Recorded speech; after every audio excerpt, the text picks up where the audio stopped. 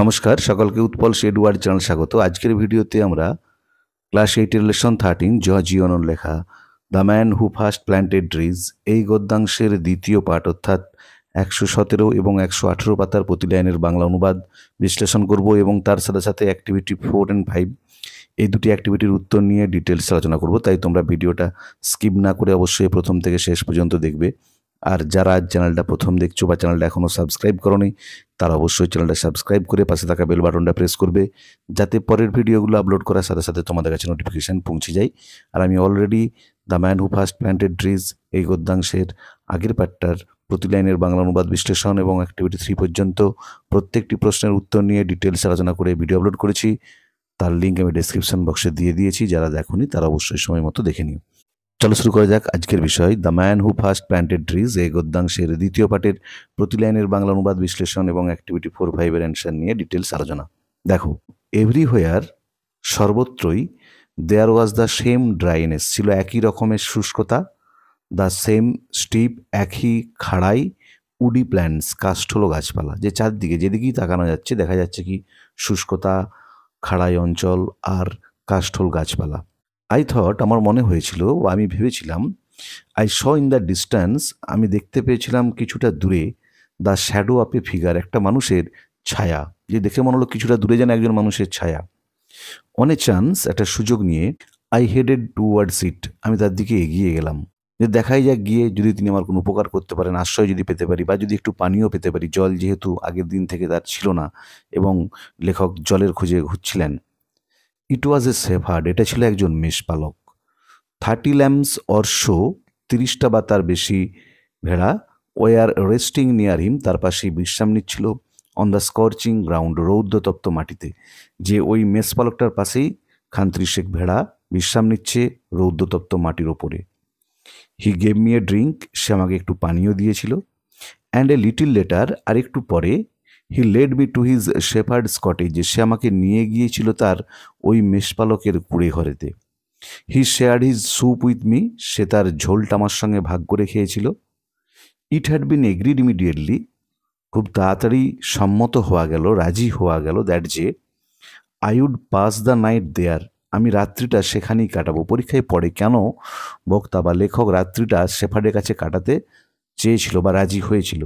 কারণটা দেখো, the closest village নিকটবর্তী গ্রামটা, being still more than a day and a half farther on যে নিকটবর্তী গ্রামটা 1.5 দিনেরও বেশি হাঁটা পথ, যে ওখান থেকে যদি সব থেকে কাছে যে গ্রামটা আছে সেটাই পৌঁছাতে হয়, যেখানে গিয়ে বক্তা বা লেখক একটু থাকার আশ্রয় পাবে, সেখানটা যেতে পৌঁছাতে সময় লাগবে 1.5 দিনেরও বেশি। তাই বক্তা রাজি হয়ে গিয়েছিল সেই রাত্রিটা শেফার্ডের কাছে মেষপালকের কাছে কাটাবে বলে। দেয়ার আর 4 or 5 ভিলেজেস ডিসপার্সড 4-5টা গ্রাম ছড়িয়ে ছিটিয়ে রয়েছে। ফার ফ্রম ওয়ান অ্যানাদার একে অপরের থেকে অনেকটা দূরে। On the flanks of the hills পাহাড়ের পার্শ্ববর্তী অঞ্চলগুলোতে ইন দিস এরিয়া এই এলাকার, যে এলাকার পাহাড়ের পার্শ্ববর্তী অঞ্চলে 4-5টা গ্রাম ছড়িয়ে ছিটিয়ে আছে কিন্তু একে অপরের থেকে অনেকটাই দূরে। দে আর ইনহ্যাবিটেটেড বাই উড কাটার্স সেখানে বসবাস করে কাঠুরেরা, হু মেক চারকোল যারা কাঠ কয়লা তৈরি করে, যে ওই গ্রামগুলোতে কাঠুরেরা বাস করে এবং তারা চারকোল কাঠ কয়লা বানায় বা কাঠ কয়লা তৈরি করে। The shepherd took out a bag ওই রাখালটা বা মেষপালকটা বের করেছিল একটা থলে। And poured a pile of acorns এবং ঢেলেছিল একটা স্তূপ কিসের, ওক বীজের, out on to the table টেবিলের উপরে, যে টেবিলে বেশ কিছু পরিমাণ ওক বীজ ঢাললো ওই থলে থেকে। He began to examine them সে শুরু করলো সেগুলোকে খুঁটিয়ে খুঁটিয়ে দেখতে বা পরীক্ষা করতে। ওয়ান আফটার অ্যানাদার একটার পর একটা, with a great deal of attention গভীর মনোযোগ সহকারে, সে খুব গভীর মনোযোগ দিয়ে ওই ওক বীজগুলোকে খুঁটিয়ে খুঁটিয়ে দেখতে লাগলো। সেপারেটিং আলাদা করতে লাগলো দ্য গুড ওয়ান্স ভালোগুলোকে ফ্রম দ্য ব্যাড খারাপগুলোর থেকে, যে ভালো বীজগুলোকে খারাপ ওক বীজগুলোর থেকে সে পৃথক করতে লাগলো। When he had before him 100 perfect acorns যখন সে তার সামনে 100টা নিখুঁত ওক বীজ পেয়েছিল, হি স্টপড সে থেমে গিয়েছিল। মানে সে এতক্ষণ ধরে যে খুঁটিয়ে খুঁটিয়ে পরীক্ষা করে ওক বীজগুলোকে বেছে রাখছিল সেটা বন্ধ করলো কখন না, যখন সে 100টা নিখুঁত ওক বীজ পেয়েছিল। And we went to bed আমরা শুতে গিয়েছিলাম, বিছানায় গিয়েছিলাম। The company of this man এই মানুষটার সঙ্গটা ব্রড মি এ ফিলিং আমার মধ্যে এনেছিল একটা অনুভূতি অফ পিস শান্তির। He gave me the impression that, সে আমার মধ্যে এই ধারণাটা দিয়েছিল যে, সে এই ধারণাটা আমার মধ্যে তৈরি করেছিল যে নাথিং কুড ডিস্টার্ব হিম, কোনো কিছুই তাকে ব্যাঘাত ঘটাতে পারে না। আই ওয়াজ ইন্টিগ্রুড, আমি কৌতূহলী হয়েছিলাম। And I wanted to find out, আমি জানতে চেয়েছিলাম, খুঁজে বার করতে, মোর অ্যাবাউট দিস ম্যান, এই মানুষটা সম্পর্কে, যে কে এই মানুষটা, কেন বীজগুলো ঢাললো, কেন একাকী এই পাহাড়ের মধ্যে বসবাস করছে কিছু ভেড়াকে নিয়ে।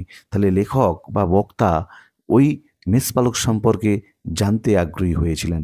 দেখো এখানে ওয়ার্ড নেস্টে কয়েকটা ওয়ার্ডের মিনিং দেওয়া আছে, দেখে নাও। স্কর্চিং মানে রৌদ্রতপ্ত যেটাকে বলা হয়, hot and up to burn. Dispersed মানে ছড়িয়ে ছিটিয়ে থাকা, spread over a wide area. Flanks মানে পার্শ্ববর্তী অঞ্চল, সাইডস। অ্যাকর্নস হচ্ছে ওক বীজ, fruits of the oak tree. আর ইন্টিগ্রুড মানে কৌতূহলী হওয়া, পাজলড অ্যান্ড কিউরিয়াস। এরপর অ্যাক্টিভিটি 4 দেখো, অ্যাক্টিভিটি 4-এ কি বলা আছে, কমপ্লিট দ্য ফলোয়িং সেন্টেন্সেস, পূর্ণ করো নিচের বাক্যগুলোকে with information from the text, পাঠ্যাংশ থেকে তথ্য নিয়ে, যে পাঠ্যাংশ থেকে তথ্য নিয়ে নিচের বাক্যগুলো পূর্ণ করো। এরটা দেখো, ইন দ্য টেক্সট, এই গদ্যাংশে আই রেফার্স টু, আই বলতে বোঝানো হয়েছে দ্য ন্যারেটর, বক্তাকে, বা তোমরা বলতে পারো দ্য অথর জন জিও, লেখক জন জিওকে। তাহলে আবার বলছি উত্তরটা, দ্য ন্যারেটর অথবা দ্য অথর জন জিও। বিয়েটা দেখো, the shepherd's cottage would be the narrator shelter for the night, মেষপালকের কুড়েঘরটা হয়েছিল ওই বক্তার আশ্রয়স্থান ওই রাত্রিটার জন্য, সিন্স যেহেতু। দেখো উত্তরটা হবে দ্য ক্লোজেস্ট ভিলেজ, দেখো ছোটো ছোটো করে লিখতে হয়েছে জায়গার অভাবে। The closest village was still more than a day and half farther on, নিকটবর্তী গ্রামটা ছিল 1.5 দিনেরও বেশি হাঁটা পথ। আবার বলছি, the closest village was still more than a day and half farther on. সিয়েটা দেখো, with a great deal of attention, গভীর মনোযোগ সহকারে, দ্য শেফার্ড, ওই মেষপালকটা, দেখো উত্তর হবে began to examine the good acorn, শুরু করেছিল পরীক্ষা করতে, খুঁটিয়ে খুঁটিয়ে দেখতে ভালো বীজগুলোকে। আবার বলছি, began to examine the good acorns. তো ডিএটা দেখো, the impression provided by the shepherd to the narrator was, যে ধারণাটা মেষপালকের দ্বারা বক্তার মধ্যে হয়েছিল সেটা ছিল দ্যাট, যে nothing could disturb the shepherd, কোনো কিছুই মেষপালককে বিঘ্নিত করতে পারবে না। আবার বলছি, that nothing could disturb the shepherd. এরপর অ্যাক্টিভিটি 5 দেখো, অ্যাক্টিভিটি 5-এ কি বলা আছে, অ্যান্সার দ্য ফলোয়িং কোশ্চেন্স, নিচের প্রশ্নগুলোর উত্তর দাও। দেখো আমি তোমাদের সুবিধার জন্য উত্তরগুলো লিখে দিয়েছি। এরটা, give two examples of the shepherd's hospitality, দুটো উদাহরণ দাও মেষপালকের আতিথেয়তার টুয়ার্ডস দ্য ন্যারেটর, বক্তার প্রতি, যে মেষপালক বক্তাকে কীরকমভাবে আতিথেয়তা করেছিল তার দুটো এক্সাম্পল। দেখো উত্তরটা লিখবে, two examples of the shepherd's hospitality towards the narrator আর, দুটো উদাহরণ মেষপালকের আতিথেয়তার বক্তার প্রতি হয়। একই হচ্ছে, the shepherd gave him a drink and soup, মেষপালক তাকে পানীয় এবং কিছুটা ঝোল দিয়েছিল।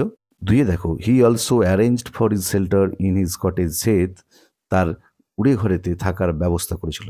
আবার বলছি, উত্তরটা দেখে নাও ভালো করে, two examples of the shepherd's hospitality towards the narrator আর, একে the shepherd gave him a drink and soup, 2-এ হচ্ছে he also arranged for his shelter in his cottage. বিয়েটা দেখো, state the profession of the people, ওই মানুষগুলির পেশা জানাও, who inhabited the 4 or 5 remote villages, যারা বস করত ওই 4-5টা প্রত্যন্ত গ্রামে, মানে ওই পাহাড়ের 4-5টা প্রত্যন্ত গ্রামে যেসব মানুষরা বসবাস করত তাদের পেশা কী ছিল। দেখো, the people who inhabited the 4 or 5 remote villages, মানুষজন যারা ওই 4-5টা প্রত্যন্ত গ্রামে বাস করতো, ওয়ার উড কাটার্স, তারা ছিল কাঠুরে, who use to make charcoal, যারা কাঠকয়লা বানাতো। আবার বলছি দেখো উত্তরটা, the people who inhabited the 4 or 5 remote villages were wood cutters who use to make charcoal. সিটটা দেখো, আই ওয়াজ ইন্টিগ্রুড, হাইফেন দিয়ে, why was the narrator intrigued, যে আমি কৌতূহলী হয়েছিলাম। প্রশ্নটা হচ্ছে কেন বক্তা কৌতূহলী হয়েছিল। দেখো, the company of the shepherd brought the narrator a feeling of peace, ওই মেষপালকটার সঙ্গটা বক্তার মধ্যে একটা শান্তির অনুভূতি এনেছিল।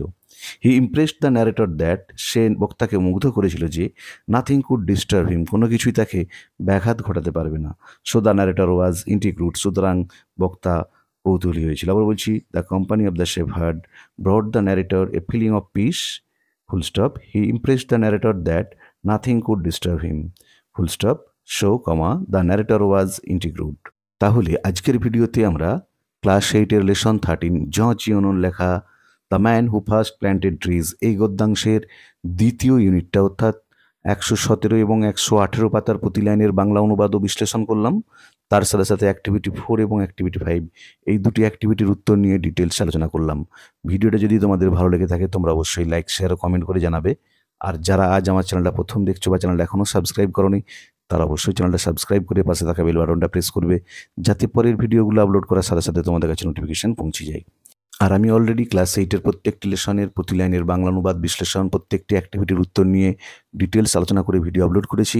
যারা সেই ভিডিওগুলো দেখোনি তাদের জন্য আমি ডেসক্রিপশন বক্সে সেসব ভিডিওর লিঙ্ক দিয়ে দিয়েছি। এছাড়াও তোমাদের উপযুক্ত narration change, voice change, degree change, clause, phrase, joining এসবের উপরও ডিটেলস আলোচনা করে ভিডিও আপলোড করেছি। তার লিঙ্কও ডেসক্রিপশন বক্সে দেওয়া আছে। তোমরা অবশ্যই তোমাদের সময় মতো দেখে নিও। ভালো থেকো সকলে, ধন্যবাদ।